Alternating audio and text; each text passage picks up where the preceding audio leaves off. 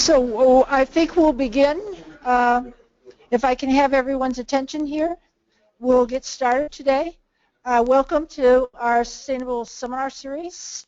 I'm pleased to have everyone here in attendance, and we have those listening online today. My name is Nancy Holm. I'm Assistant Director here at ISTC and the seminar organizer along with Beth Muszewski.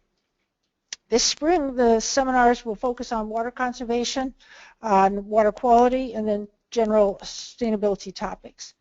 We have the schedule and the flyers for some of the other seminars out on the conference table here, or they can be found on our website. So we'll hope that you plan to join us for those talks. In case you can't attend here on the day we're having the seminars, we also broadcast them live and record them and archive them on our website. So we have over 100 seminars for the past 8 years on the website, and it usually takes about a week for us to get that posted after the presentation date. So with that, we'll begin today's seminar, and I want to ask everyone to remind them to please turn off your cell phones if you have those on. And then also, we're going to hold all the questions for the speaker till the end, when I'll come around with a microphone, and you can ask your questions at that time because we're recording it.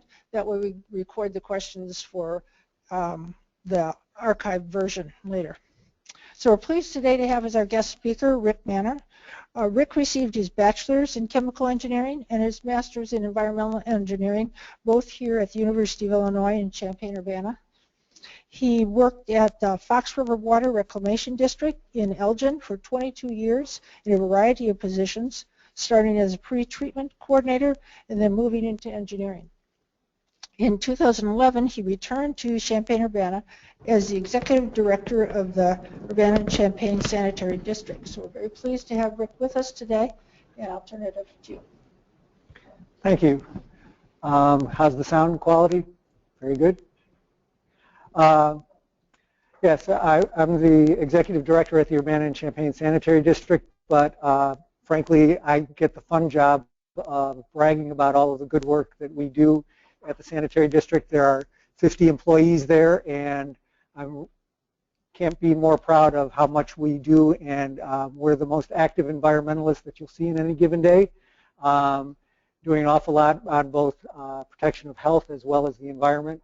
IEPA nominated us, and we were awarded Plant of the Year Award in 2010 for our Southwest plant. That's the plant that I'm going to be talking to you mostly about today. Side note, we do tours, and we have an open house this spring, and right now actually we're also accepting applications for project engineer. So onto the talk.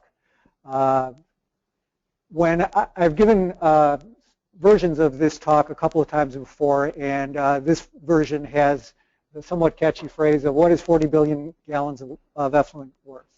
And that is an active challenge that I was part of the group facing in terms of how much would this water be worth if we were to sell it to a fertilizer plant. And so that's the primary topic for today. Some basic background. You probably recognize this, so I won't go too slow on this. I'll go through it. But the potential purchaser is Cronus Fertilizers. They are proposing to build a $1.2, $1.5 billion fertilizer plant down in Tuscola, Illinois.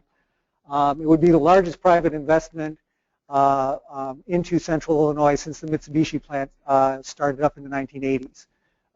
So it is a pretty good-sized economic driver with a good deal of interest, potentially 170 permanent jobs, a couple thousand construction jobs for the 3-year construction project. And the why, as far as why are they interested in Tuscola, is very simply that multiple natural gas pipelines converge on Tuscola, and natural gas is the most expensive ingredient into the fertilizer production process. And so that's why they're interested in there. Why they ended up being interested in us is a matter of they need the water in order to keep their equipment cool. And so they approached us asking for 4,400 gallons a minute, which comes out to 6.3 million gallons in a day, a couple billion gallons in a year. And they were talking to us about a 20-year contract, so that's what gets the title of the 40 million gallons over the life of the contract. First contact with us was back in 2013. And it was somewhat ironic. So it's around this time of year. I had the flu. I was home. I was being dragged into the office to have this meeting with these out-of-town people who insisted on having a meeting with me in regards to wanting to connect up a business. We get a lot of contacts that don't go anywhere, businesses that are interested in something that it just doesn't make any sense. And so I thought I had a perfect line for these guys was, you know, Tuscola is 20 miles away. When you're talking about a pipeline 20 miles away, we're talking about a $20 million pipeline. Are we still really going to need to keep talking? He says, tell you what, I'm talking about $1 billion fertilizer plant. I can deal with $20 million. Yes, we're going to keep talking. And he was absolutely right. And so he had the best rejoinder in regards to I thought I had a gotcha comment, and I was completely flat out wrong. So those conversations did continue over the next several months. The sanitary district had to look internally. Do we even want to be in the effluent selling business? We ultimately said yes, we did. Do we want to then sell to this particular business? Yes, we ended up deciding that we did. So in June, we came to general terms with the fertilizer company. It took until the next year to come to specific terms in regards to a contract. And they committed to, if they are building here in Illinois and in Tuscola, they committed to using our effluent over the course of the next year. It's always been a 3-year construction window from beginning to end. So once they say go, 3 years later is when the first sales in quantity would occur. Back in 2013, we were talking about 3 years later. So in 2016, we were going to start production. Obviously, that hasn't happened. We are still talking about a potential fertilizer plant. They are working on securing financing. It's not terribly surprising, but it takes a little bit of time to convince somebody to write a check that's $1.5 billion. And so it's taken a while for them to secure the financing. They still are making progress in regards to that. Just about every other issue has been resolved, and so we are down to financing goes.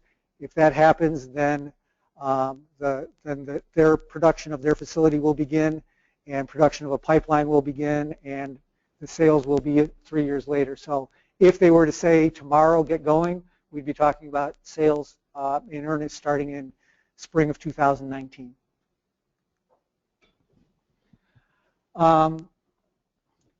The key about this whole thing is we are talking about the sale of effluent from our treatment plant. And frankly, it has always been that if this fertilizer plant was going to be there, they were going to be using 6 million gallons a day of some form of water. And so the question is, what form of water would that be? And frankly, I think that we've come up to a very interesting option and a very useful option of wastewater reuse. It's rather uncommon. It's very uncommon in this kind of quantity. But the key factor here is that if they weren't using our effluent, I believe that they would be using Mahomet Aquifer water, and that frankly would be a waste of a resource. The Mahomet Aquifer is an outstanding resource. It's meant for good quality drinking water purposes. It's not needed to be evaporated to just keep equipment cool. And Cronus actually does have a bias for this because frankly, it's easier for them to build and use groundwater. That's what just about every other fertilizer plant in the world is using, is some form of good, high-quality water, because it's a minor issue in regards to their production. They need to keep producing fertilizer. So they really don't want uncertainty associated with their operations. And so it is a very much of a green concept to take on the uncertainty associated with dealing with the wastewater instead of simple drinking water that they could use in quantity and purchase at a relatively low cost in terms of their overall operations. But what reuse does is it takes and matches a lower grade need, being evaporation of industrial water, with a lower grade source being our effluent. And so I think it is an excellent marriage of those two things. And so that's why I thought it was a very good idea. Also, when you look at the net pounds coming off of this, there will be a net reduction in pollutants. In particular, that there will be fewer pounds of nitrogen and phosphorus going out into the aquatic ecosystem. And these days, nutrients is an increasing concern in the wastewater world. And I can't emphasize enough how much the aspect of protecting this demand or protecting the Mahomet Aquifer from this demand was a key feature in regards to our board's acceptance and interest in considering this sale. There's the Mahomet Aquifer, there's Champaign, Urbana, and there's our 2 treatment plants. Put on there as a couple of stars. There's the Cronus Fertilizer is off of the aquifer by about 20 miles and about 20 miles south of us. There are potential sources of water for Cronus to consider. Excuse me, let me try getting both those together there. I guess I didn't put together that slide. They were considering options of water as far away as Decatur and Danville as well, because they had a great need for water, and they were evaluating 5 or 6 different options. The aquifer are the red stars. Those are the primary wells associated with Illinois American. And they actually originally approached us about taking water from either of our plants. So that's why there's 2 blue stars there at Champaign and Urbana as well. So there's the 3 together that we sort of winnowed down to rather quickly, that the other ones were less cost effective. And so there's the Aquifer Water, UCSD Southwest plant, and the Cronus site. Here's the challenge that Cronus Fertilizer was facing. Here's an aerial map that's about 20 by 50 miles across. And I challenge you to find a water feature on this site that is identifiable in this aerial photograph. This is East Central Illinois when you, in terms of our water features, are very sparse. However, there is water available for an industry if they're willing to drill for it. And so when you look at this map, the underground option, there is a big pool of water there, being the Mahomet Aquifer on the north end. And then also the sanitary district are another option for water, and ultimately the one that they're going with. Between the 2 sites, it's as ironic as we're on the same side of the street as they are. So we could, if it weren't for the fact that the road actually has a bend in the south, and up at the north end there were some homes that they built on the back sides of those lots instead of the front sides of those lots, we could be looking at a pipeline that is exactly straight as an arrow going all the way down the road for 20 miles. So the net is it's about 23 miles. Of that, Cronus is responsible for building all of the part in yellow, and the part in blue on the inset is what we would be building on our site. That we would be responsible for the assets on our plant grounds. So we'd be building a couple thousand feet, and they would be building 100,000 feet all the way down to their facility. As I said, the main purpose of this water is primarily the industrial purpose of keeping their equipment cool. When you've got natural gas coming into a chemical reaction, you've got tons of BTUs coming in. If you want to keep that equipment at that same temperature, all those BTUs have to leave. Some amount is associated with the product, but the vast majority is in terms of heating up that equipment, and so they're using the water to evaporate. And that's the way that they're ridding themselves of all of that heat. And so 80% of the water would be evaporated, a small fraction would be used in process, and the remaining 20% would be taking away the salts and such that would have been concentrated up in the evaporation process. So effluent quality is very important, and so although I denigrated our water quality by calling it a lower quality than Mahomet Aquifer water, it is actually key that our water quality is right for them, and in fact we're actually more right than a lot of other wastewater plants for a couple of reasons. One, we actually already own filters on our operations, that we have a fabric filter that gets the particles down to 10 microns and below. And the fewer particles you have in an industrial operation, especially if you're evaporating 80% of the water, fewer particles means fewer clogs and a lot less problems. In addition to that, scale is obviously very important. We're a low phosphorus discharger in terms of our Southwest plant already has phosphorus removal, so that typical wastewater plant, the phosphorus comes in at about 6, the effluent goes out at about 3. We're down to about 0.3 because we have phosphorus removal equipment. We have the first biological phosphorus removal operations in the state of Illinois. Large scale is our Southwest plant, and it's been in there since 2005. In addition to that, our chlorides are relatively low, and this one we can thank Illinois American for doing lime softening instead of ion exchange softening. by doing lime softening. They aren't increasing the chloride levels too much. You and I, as users of the water, do tend to increase the chloride content, so the wastewater is actually higher than the groundwater, but we are not so high as to be a corrosion concern for all of their equipment. Most of all of their equipment is stainless steel. It can handle up to about 1,000 parts per million chloride. Where with this evaporation will be about 500 is the typical day that it would be at. So we're actually a pretty darn good fit. But one of the important things is when we arranged for this contract sale, we did not switch into a water provider. We are a sanitary district that is choosing to sell some of our effluent. And we did not include a water quality guarantee. They get the same water that is going out to the creek, and that's it. We're not adding any additional operations. It so happens we're doing a good set of operations matching up with them, but we are not adding anything specifically for them in regards to the treatment scheme that we have. And that's important because we have to continue to discharge to the creek. That still has to be our first job. 75% of our water is still going to be going to the creek even after these sales get going. And so we couldn't change everything over this. So back to the title that is the catchphrase. How much is this actually worth? And that is the quandary that I was facing in early 2013. Currently, it's very simple. I know exactly how much we get for our effluent, 0.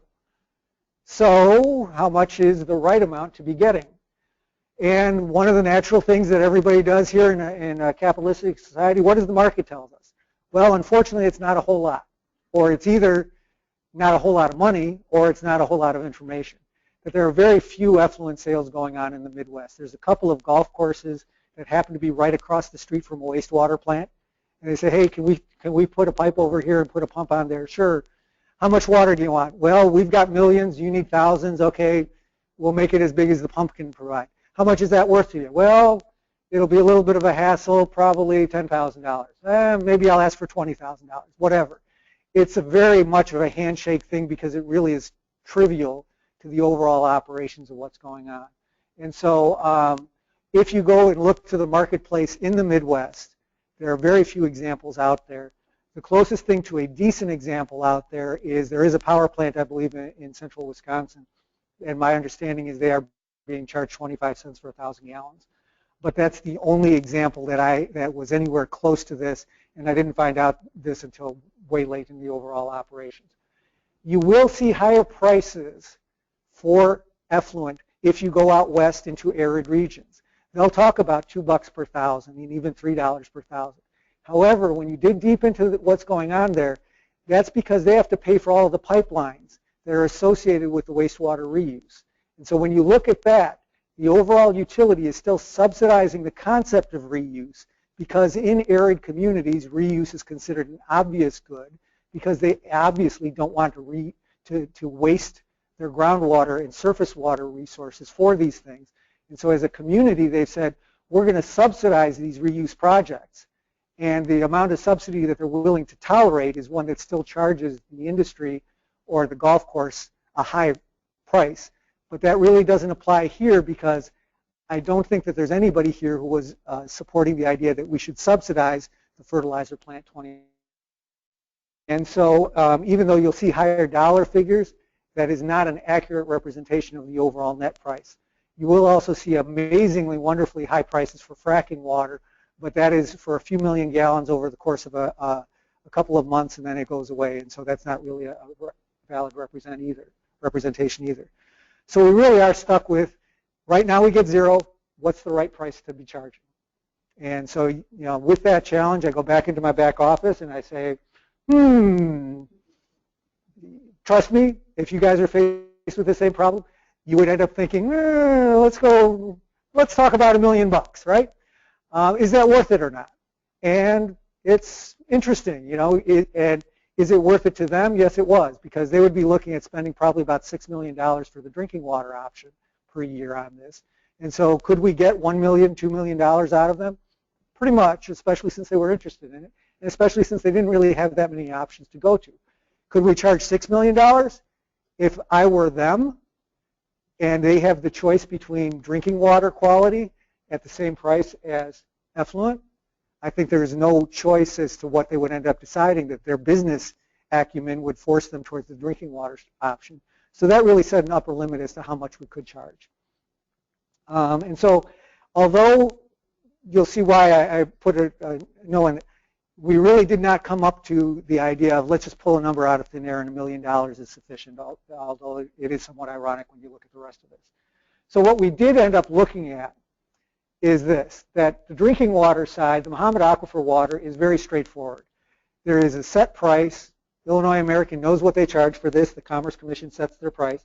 However, an important thing to note is that the value of the pipeline, which is a solid $1 million a year cost, is inherent in that if Illinois American sells them the water, they provide the pipeline as a part of their operations, just like they provide the pipeline to your guys' stuff.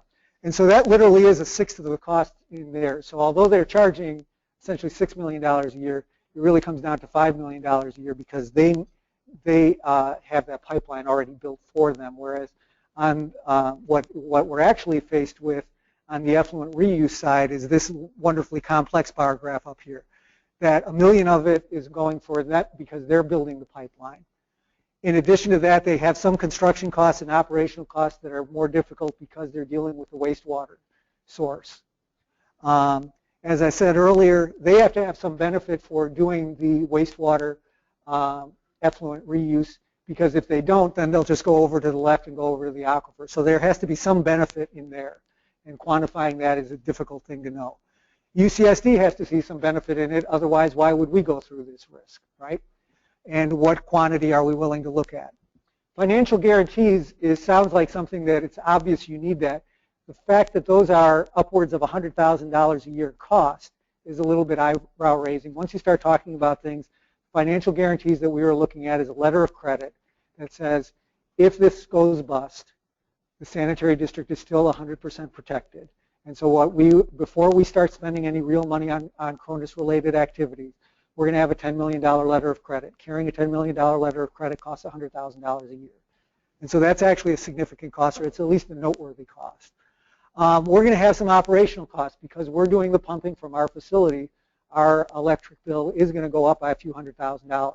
And so we will have added operational costs. And we will have some direct and indirect construction costs, because although I said we're not building a whole new treatment operations, we are still putting in some 300 horsepower pumps. We are still building the infrastructure around that. We still have the pipeline around our plant ground, and we are looking at building a lagoon as well. And so we still have construction costs that are going to be in the range of probably a $500,000 to $1 million a year costs as well. So that exactly quantifying each one of those things, I could have employed a PhD for the last 3 years, and I'm not sure I would have gotten any better answers than the numbers that I have today. But you add all these things up, and we get to something which comes out to some pretty gross numbers, but it comes out to something like this, that our base rate that we are going to be charging is $1 per 1,000 gallons. Illinois American Water is in the range of about $3 per 1,000 gallons. So essentially, again, $6 million over the course of the year. We're going to be paid $2 million a year in the later years of the contract. In the earlier years of the contract, we'll be paid $2.5 to $3 million a year to help reimburse us for our capital costs. So the net income that we will be seeing is the gross income that we will be seeing in the later years is about $2 million a year off of $1 per 1,000 gallons. An interesting price option that we ran into is raw water. In other words, the groundwater pumped straight out of the aquifer is a price that the university has at about $2 per 1,000 gallons. They're not really using that option, but they've gotten that price out there, so that is another market input that's in there. That is, interestingly enough, right about the halfway point between the price that we will be charging Cronus and the price that Illinois American might have been charging Cronus in terms of overall values. And when you take our rate and when you add in all of the ancillary costs, the additional costs that they're going to experience because they're getting reuse water instead of groundwater, the additional risk that they are undertaking because of that, the other engineering costs associated with the more complex problems they're facing, that our price really starts to come about somewhere in the $2 to $2.5 per 1,000 gallons, our net price when you take that bar graph, that you look at this, that if you got the overall scale, we're about in the range of 3/4 of the price of what they would have been charged by Illinois American. And now this is still approximate. This is still uncertain. I have not been in the rooms when Cronus and Illinois American were negotiating things, but my understanding of the prices is that we're at that range, that we're in the 60% to 75% of the price of what they would have been charged for the simpler, more straightforward groundwater option. And so our net cost to them will be in the range of about $2 per 1,000 gallons. And then, so we'll be getting about $2 million a year, but we will have about $1 million a year in costs in terms of additional operating costs of electricity primarily, and then additional capital construction costs. When you annualize it, is going to be another $500,000 to potentially maybe even a solid $1 million of that $2 million. And so what I ended up being quoted in a few times was the overall net benefit to the sanitary district for going forward with this project, when you consider the direct cash benefit, which is going to be in the range of at least $700,000. I hope it to be more than $1 million. And then the indirect benefit of the equipment that we will be constructing associated with this, which is another $500,000 worth, is we're going to be at a solid, and I'm very comfortable with committing to this, that's why I was comfortable with saying it in public venue, is we're going to actually be getting $1 million a year financial benefit for the district. That is not enough to avoid all rate increases. It is enough to forestall rate increases. So that money, if we're getting that out of an out-of-district ratepayer, which Cronus will become, is money that I won't have to be coming to the local ratepayers for. And so, ironically enough, struggling as I might to come up with all that various financial things, it really does look like I came up with, went into the back room and said, okay, $1 million's a good number. So that's what we're going to get to. But I'm really quite confident that is the net benefit to the ratepayers, which I think is a pretty good price in regards to what we're looking for. And again, one of the main things that we aim for is essentially going at zero risk. And so our initial expenses have been reimbursed. Before we spend any real money, we're going to have a $10 million letter of credit. And then once we get going, we have in the contract that they are guaranteed to pay us for 5.5 million gallons. Whether they take it or not, they are paying us for that. So we will have a guaranteed income stream of $2 million a year for the next 20 years once we get going with this. The contract also includes flow commitments and goals. And our goal is to put 6 million gallons a day into the two creeks. That's 3,000 gallons a minute at our northeast plant, 1.5 million gallons a day at our southwest plant. So the first 6 million gallons will be going to the creeks. Cronus is getting the option for purchasing the next 6.3 million gallons. Then on a typical day, we actually still have another 6 million plus to go to the creeks. And so on a typical day, we'll have another 5 to 15 million gallons that will still be net going to the creeks. Overall, when you go over the course of a typical year, 3/4 of our effluent is going to continue going to the creeks. 1/4 would end up going to Cronus. And then one of the things that I'm very proud about in the contract is we got that my board has agreed to the idea of spending $50,000 a year on habitat projects. And $50,000 a year is not much, but it's about $50,000 more per year than has been spent on habitat projects for the last several decades. So ironically enough, when you take that over 20 years, Mr. Evil comes back again that we're getting about a commitment towards spending $1 million on habitat work over the next 20 years. So other terms, again, everything within the plant grounds, UCSD controls, that's a simplification as much as anything. We need to control what's going on in our fence. I need to buy it. I need to design it. I need to have it within our control so that we can keep controlling of the district. They own everything outside the treatment plant. So we're here at the sustainability group. You guys obviously recognize the green triangle. Reduce, reuse, recycle. I've been talking that since the 1970s. And one of the things that you guys know, but other people may not, is that that really is the preferred order, that reduce has so many ancillary benefits that we really need to reduce whenever we can. Reuse is actually the second option, that if we can reuse something, get two uses out of it instead of one, That's an indirect version of reducing. And then recycling is the third option, that if you can't do those things, then you recycle, but only then do you recycle. And when we're talking water and wastewater, how do we recycle? That's what the sanitary district is. We're actually the third option of that green triangle, that we recycle the water, we put it back. It's not as good, like most recycled products, we're not as good as we started with. Drinking water is here, wastewater is down here. We bring it back up to okay to go into a creek. We're not bringing it back up to drinking water standards, we're bringing it up to okay to go into a creek. Like many recycled products, it's there, it's good enough, it's good for the world to do it. And by the way, thanks for paying us to do it. We appreciate that quite a bit. And so really, reuse is in this middle category, that it's actually a good deal better. And so if you walk up to somebody and say, you know, which would you like them to do? Reusing a wastewater to me is an inherent good because, like I said, it ranks number 2 on this scale rather than number 3.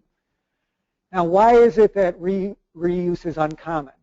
And it's frankly entirely economics, like so many of the things that you guys face. You've got a lot of great ideas on how to go to zero waste. How many of them pay for themselves is what actually happens in the real world. And so, I'm sorry, I said economics. Actually, the first problem with wastewater is quality. That, you know what, there aren't many businesses that really want poop water coming back into their plant, right? Because they just don't have a use for it. Kraft can't do that. So that's our biggest water user in the area. They are no way in the world, no matter how much you retreat it, going to let it out that they're reusing effluent throughout their process.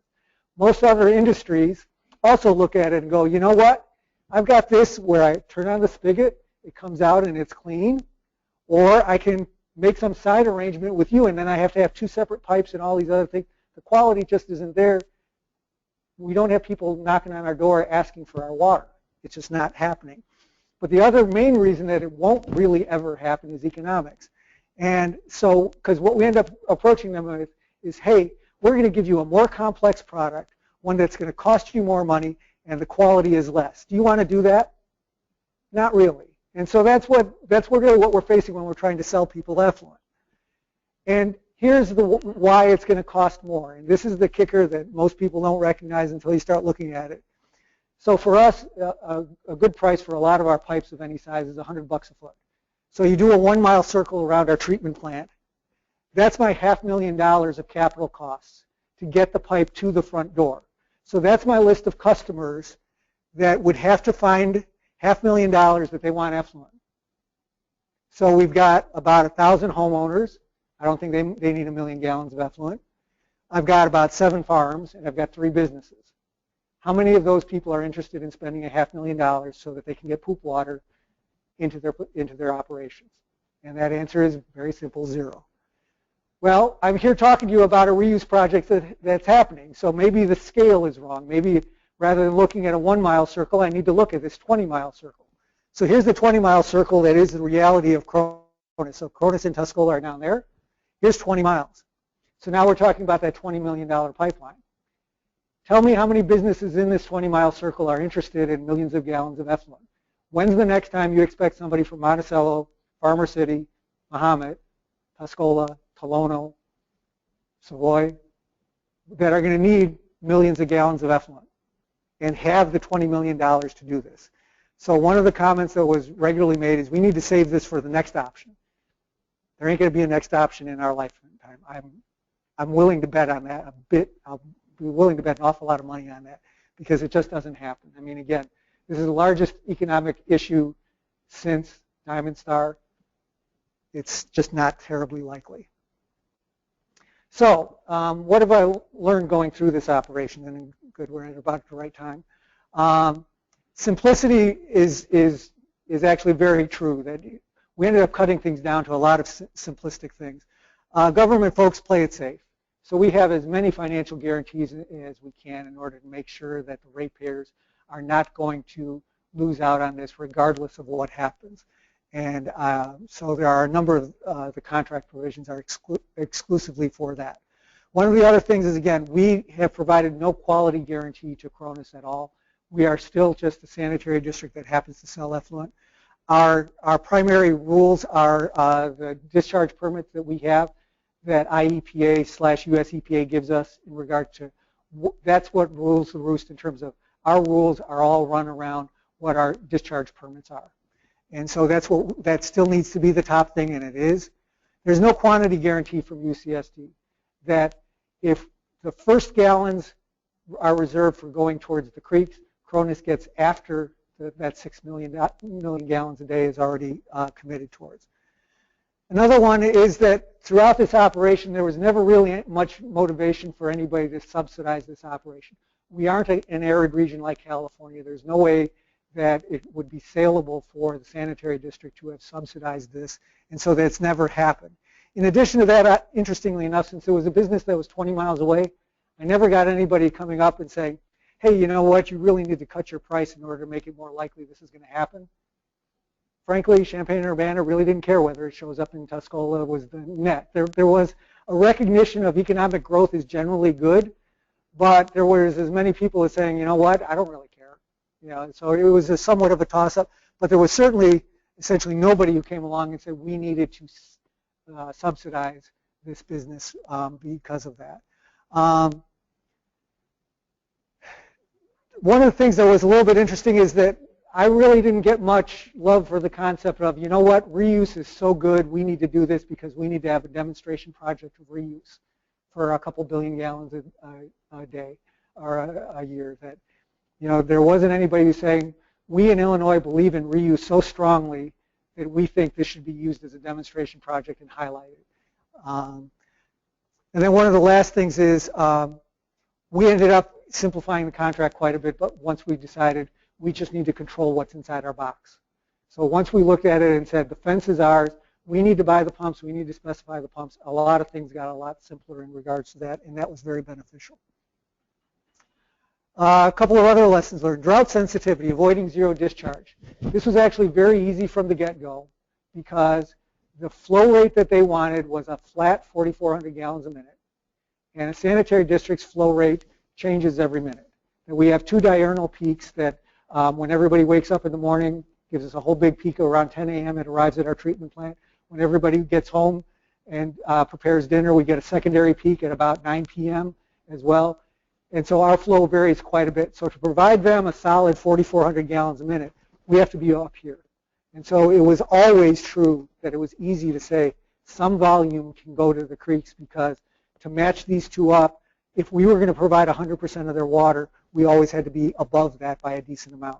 And so the only time where it ever will come close is when we're talking about a drought condition. And so we spent a lot of time designing around those drought conditions.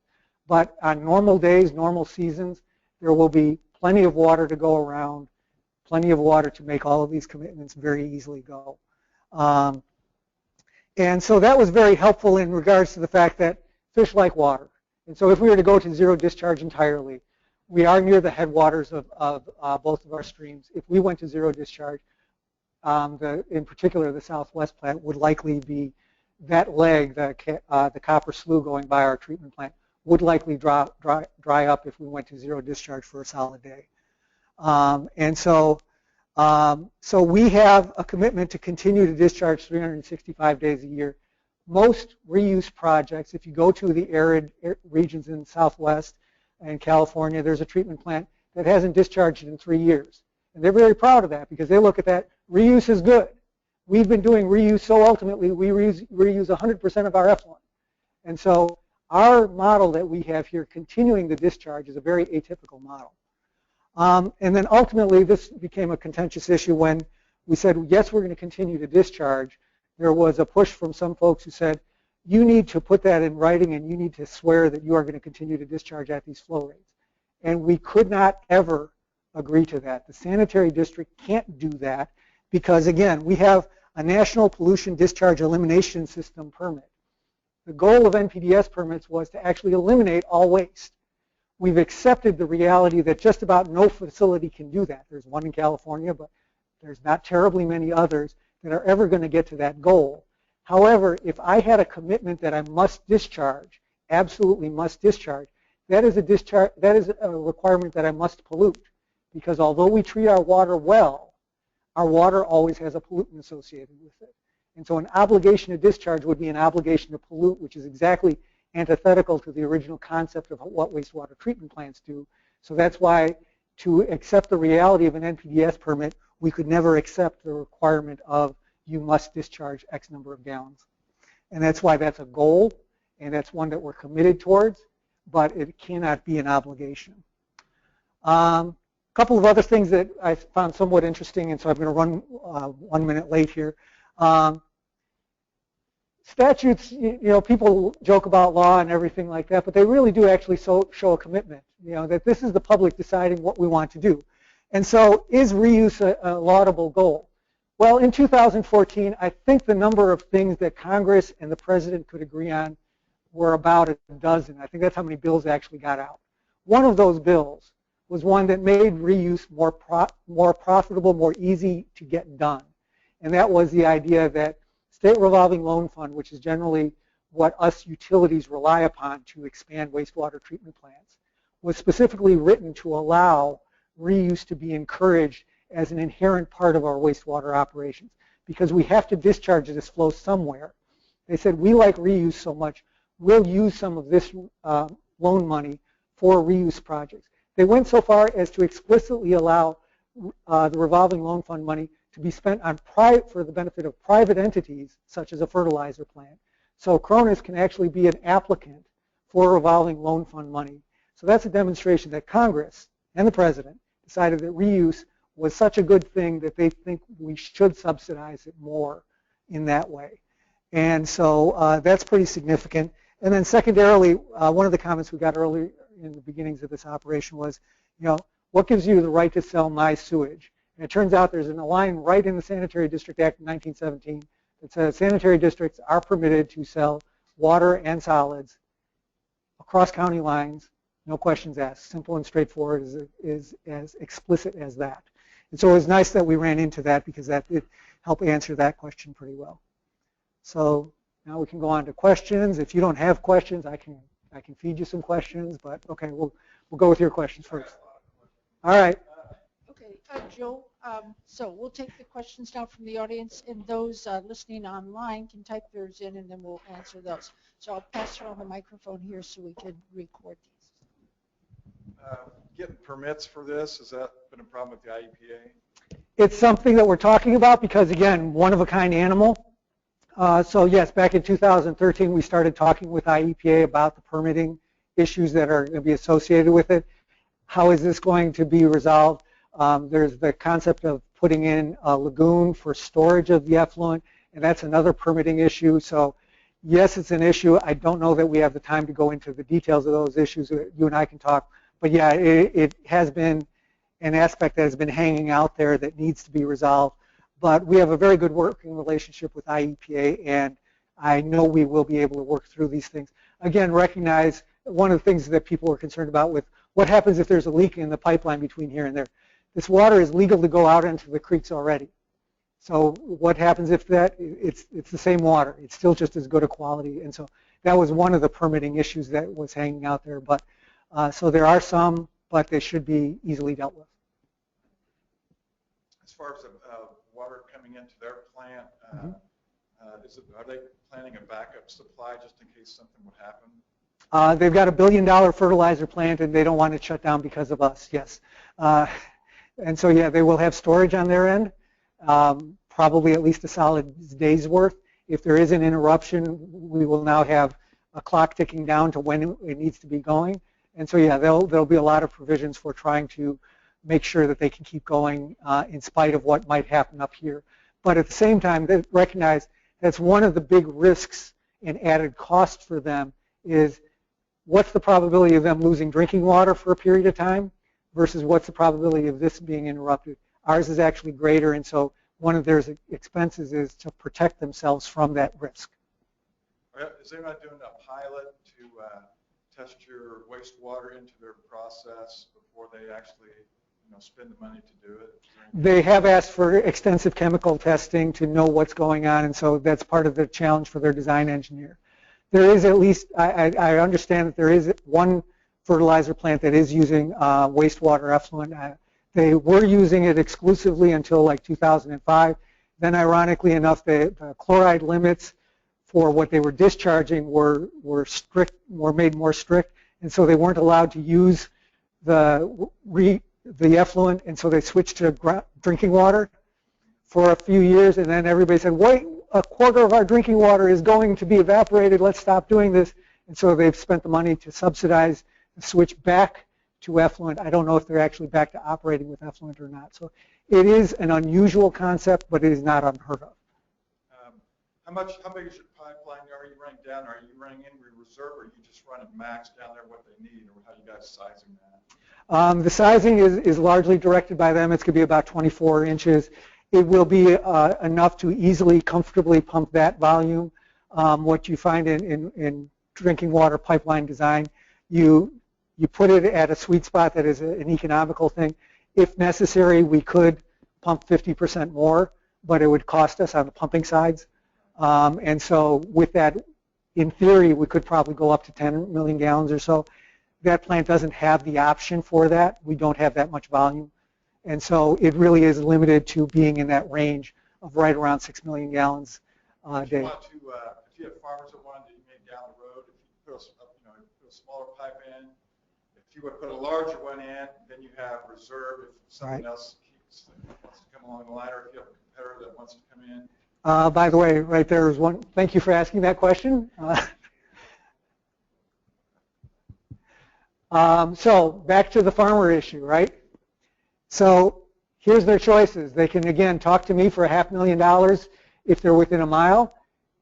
How much of a well can they install for $500,000? And so they're faced with that same economic driver that just about everybody, if they're sitting on top of the aquifer, is likely to go down into the aquifer and put a straw into it as their preferred option. If they are a farmer who doesn't have that option, this might be viable. However, recognize the most important aspect about that is twofold. One is we're 6 million gallons a day. It sounds like a heck of a lot of flow. Can provide irrigation to hundreds of acres. Maybe, I forget the number now, I think it's at most 2,000. The county is 1 million, right? So we're not talking about anything that can transform anything at all other than a couple of nearby farms. The urban people don't produce enough water to impact the agricultural water balance at all. Never have, never will. And so it might impact a few of the nearby farms, but that's about it. One other thing to recognize, remember the effluent limitations guarantee that we were talking about and the goal? If I'm selling to a fertilizer plant, I can comfortably say we're going to continue to discharge some. If I'm selling to a farmer, how much do they want and drop every single gallon I can provide them? And so the interesting thing would be the environmental issue is exacerbated when you go to an agricultural solution. And should we use all that water and deprive the creeks entirely of all that volume? And that's a question that I fortunately haven't had to answer. I've had enough complex questions to answer. That's one that comes up if we talk about the ag solution. Say in a drought condition, if you happen to not have enough water, would you use American water into your system, just run clean water through your effluent to be able to keep your supply up? Is that a backup plan for you? Cronus is obliged to have their backup supply, but yes, their backup supply is likely a contract with Illinois American. Recognize that we're doing backflips to try and make that volume zero. So what we're looking at installing is a storage lagoon. And normally a storage lagoon at a wastewater plant is used on the front end of process when we have too much water coming into our plant. So we'd be looking at, so the technology of a lagoon is not that radical. Our solution is we would be storing clean effluent so that we don't have odor issues associated with it for the beginnings of this contract. This is the lagoon that we could build at our Southwest plant right now. If we build that, that would hold 50 million gallons.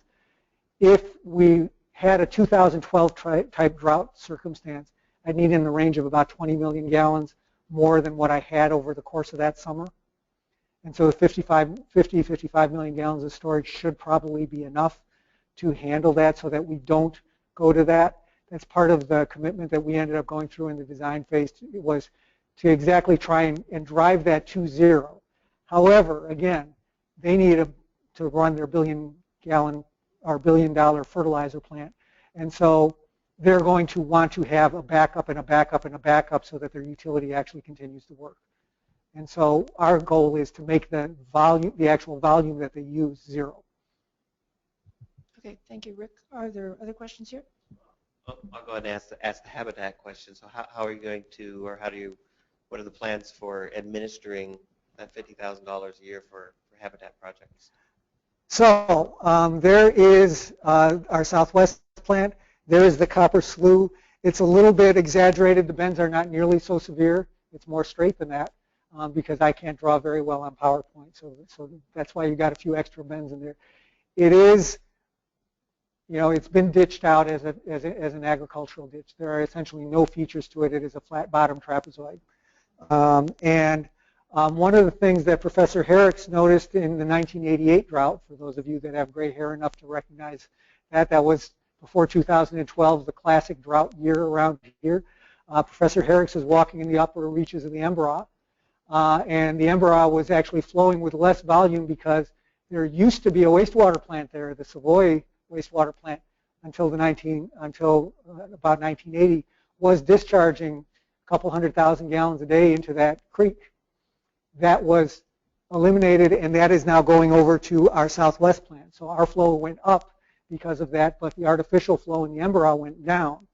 So in 1988, in that drought year, he actually found some fish of some significance and some interest.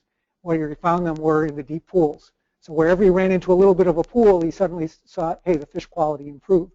And so one of the designs that he came up with that fits into an agricultural trapezoidal ditch, when viewed from above, is to try and get some complexity on the bottom. And so installing a series of pools and riffles. So the deep pools to provide some habitat, the riffles to help scour that, to keep the sediment coming out of that, is the idea that he went forward with. It's actually been installed in northeastern Illinois, maybe the Nippersink or something like that. It has been installed in a couple of places. Our commitment on the $50,000 a year, there is actually sitting idle since 2000. There was a truck accident at the headwaters of the Kaskaskia. There's $150,000 associated with that truck accident that was meant to be spent on habitat work. It has not been spent because there hasn't been any local matching funds, because the pool that we have is right now $0. UCSD will provide the matching funds, $150,000, to bring that $150,000 to give us $300,000 budget to allow the installation of this to go forward. So we've been talking to IDNR about that. And so unfortunately, the startup for Cronus has continued to be delayed, and so that money still hasn't been spent.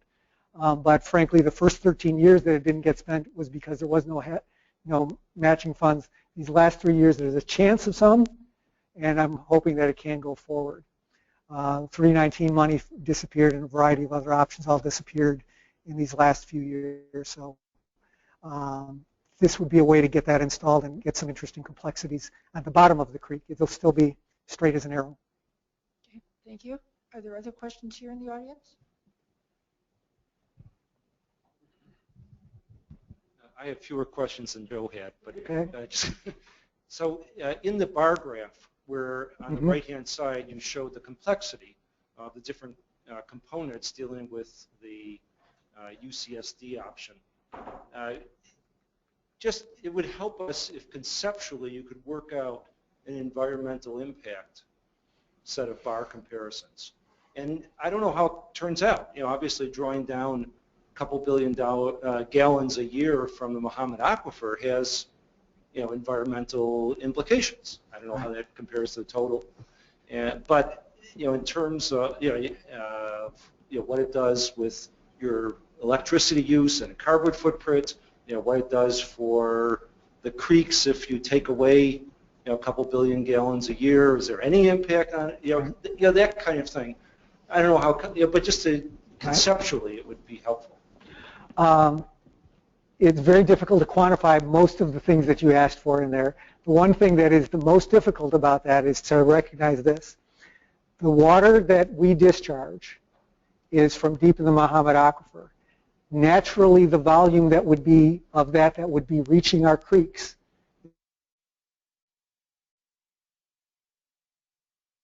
artificial extra volume of flow has an environmental impact, but is removing an artificial flow an evil or a good? If I had a prairie that I was maintaining and it was getting extra water from an artificial source, yes, that prairie would grow bigger, taller, lusher, but would it be the right prairie growing here in Illinois? And if I did prairie management for the past 25 years, if we had an option to eliminate that artificial source, I know what just about every natural area manager would do is that they'd say, you know what, Illinois is used to drought years. Our habitat, our ecosystems are adapted to drought years. They happen. You should not shield it from, should you water a prairie every year, every time there's a drought? No. If you have a new transplanted prairie, would you water it? We did, because we actually transplanted a prairie in 1990. It was a dry year.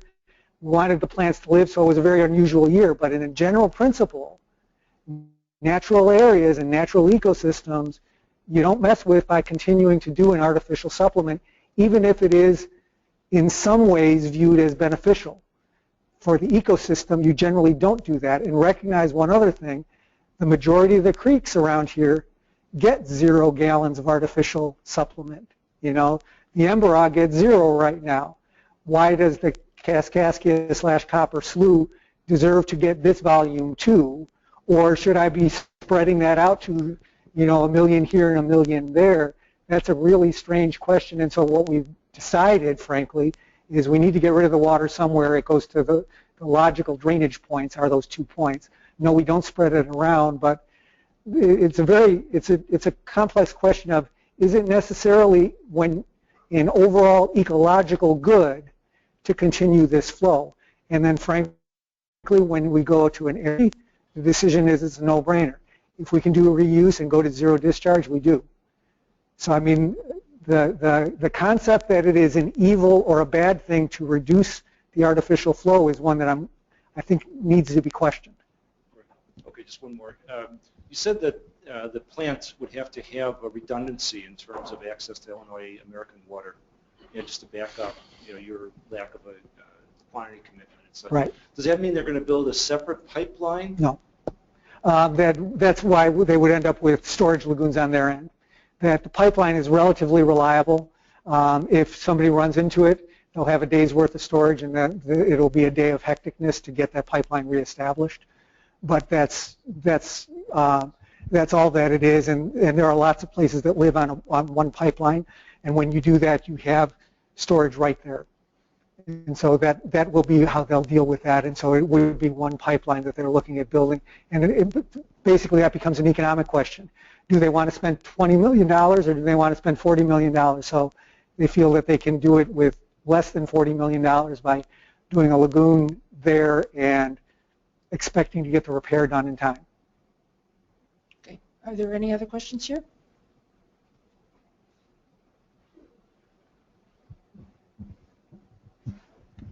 What is the head lift of a 20-mile-long pipe?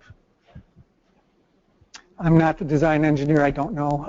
I can tell you that they were looking at 2 300 horsepower pumps to get the flow down there. And the overall elevation change is downward 50 feet. But we do need to actually pressurize it in order to push it down there. So that might be enough information for you to figure it out. Although I'm in environmental engineering, I'm not a civil engineer originally by trade. I'm a chemical engineer, and so pump curves and such I'm not very good with. Thank you. Are there questions at all? I have more, but I'll ask them. Okay. So, very good. Thank you very much, Rick, for your presentation today, and thank the rest of you for coming here to our seminar series. Thanks.